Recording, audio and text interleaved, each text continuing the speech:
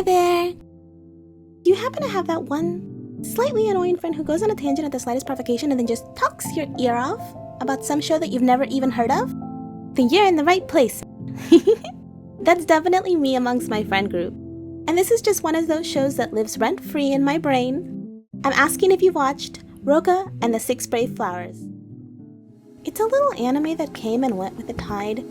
I think I first watched it in 2016. It just made a little splash and mostly faded. But for me, it's amongst my favorites to introduce to new people. And it's really fun to watch it along with them, eyeing them closely to see, did they get it? Did they pick up on that? No? Ha ha ha. The show starts with a very familiar premise. When the Demon King awakens to threaten humanity, mankind has no hope until the Goddess of Fate proclaims her 6 chosen heroes, known as the Braves of the 6 Flowers, to defeat the Scourge and put him back to his slumber. It will be up to the next set of Braves to arise and defend humanity once again, and it repeats for generations. It's a fantasy adventure pattern we've seen maybe once or twice before.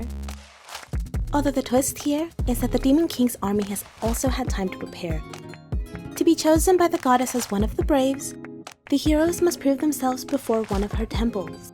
Female saints boast unique spiritual powers that correspond with the element from their temple, and male combatants must rely on their incredible strength, technique, and unique weaponry.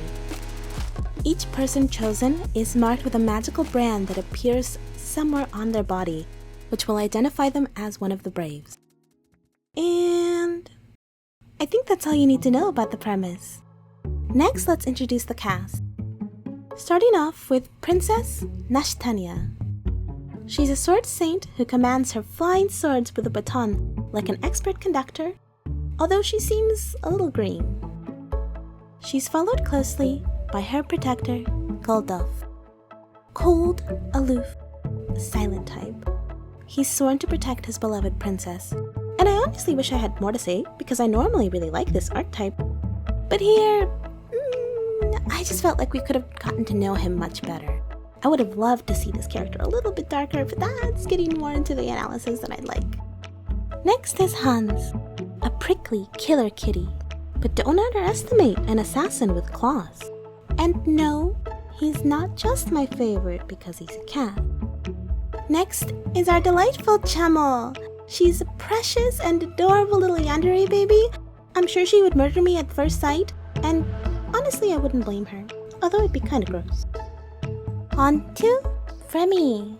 She's a little cold, pretty cold, bristly, with an icy look in her eye that definitely will pierce you faster than that bullet that she's already shot you with, and you might want to have that looked at. You know, I'm starting to see a pattern here.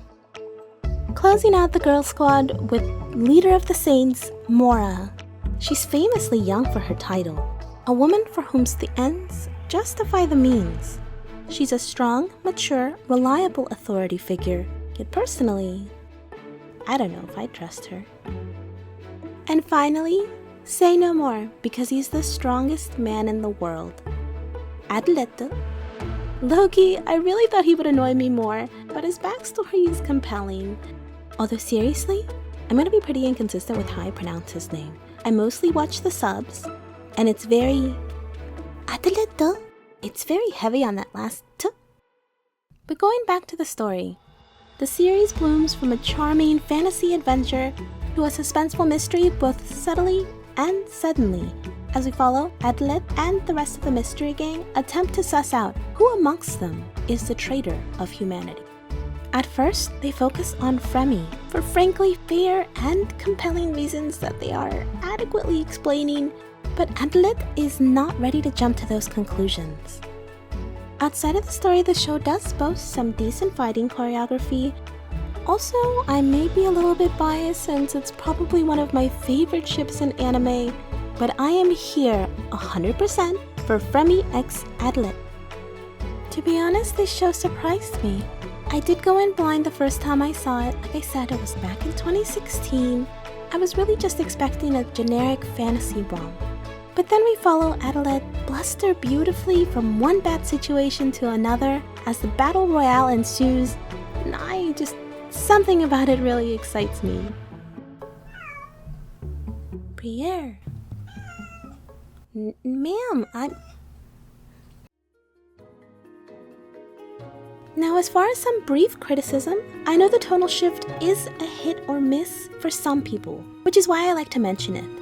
I would have also liked a bit more focus on the demon's perspective, since that's a part of the premise that I just find so fascinating. And the animation for some of the demons is pretty rough, but overall, it's still a show that I think is worth revisiting. Anyways, that's all I have for you today. But I'd love to hear what you have in the comments. Have you watched Rokka no Yuusha? When was the last time? Do you want to rewatch it again? Maybe we can talk about it. I don't know, man.